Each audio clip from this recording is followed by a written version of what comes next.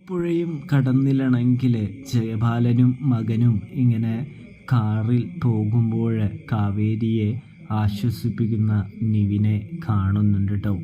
ഇതേ സമയം ജയപാലനാണെങ്കിൽ തന്ത്രപൂർവമാണെങ്കിൽ നിവിനെ കാവേരിയെയും ഒന്നിച്ചു നിൽക്കുന്ന ഫോട്ടോ വീഡിയോ ഒക്കെ മകനെ കൊണ്ടിടിപ്പിക്കുന്നുണ്ട്.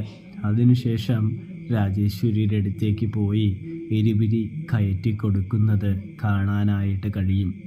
ഇതേ സമയമാണെങ്കിൽ രാജേശ്വരിയാണെങ്കിൽ കലി കൊണ്ട് രൂക്ഷം കൊണ്ട് തുള്ളിച്ചാടുന്നൊരു കാഴ്ച കാണാൻ കഴിയും.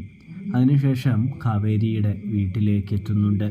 കാവേരിയുടെ അമ്മയെ ഭീഷണിപ്പെടുത്തുന്നുണ്ട്. നിൻ്റെ ആ നശിച്ച മകള് എൻ്റെ മകൻ്റെ കൂടെ എൻ്റെ വീട്ടിലേക്ക് വരാമെന്നെങ്ങാനും വിചാരിച്ചിട്ടുണ്ടെങ്കിൽ അത് ഒരിക്കലും നടക്കാനായിട്ട് പോകുന്നില്ല. ആ നാശം പിടിച്ചവളെ ഞാൻ എൻ്റെ വീട്ടിൽ കയറ്റുകയില്ല. ഇനി അവനെങ്ങാനും കൊണ്ടുവന്നാൽ ഞാൻ അവളെ വെട്ടി നുറുക്കി കൊല്ലും എന്ന് പറയുന്നത് കാണാൻ സാധിക്കും. ഇതേ സമയമാണെങ്കിൽ എന്താ നിങ്ങളീ പറയുന്നത്, എൻ്റെ മകൾ അങ്ങനെയൊന്നും ചെയ്യില്ല എന്ന് അമ്മ പറയുമ്പോൾ ഇത് നോക്ക് എന്ന് പറഞ്ഞുകൊണ്ട് വീഡിയോ സഹിതം കാണിച്ചു കൊടുക്കുമ്പോൾ അമ്മയും ഗംഗയും ഒക്കെ വിനീതും ഒക്കെ ആകെ ഞെട്ടി വിറച്ചു നിൽക്കുന്നത് കാണാനായിട്ട് കഴിയും കൂട്ടുകാരെ.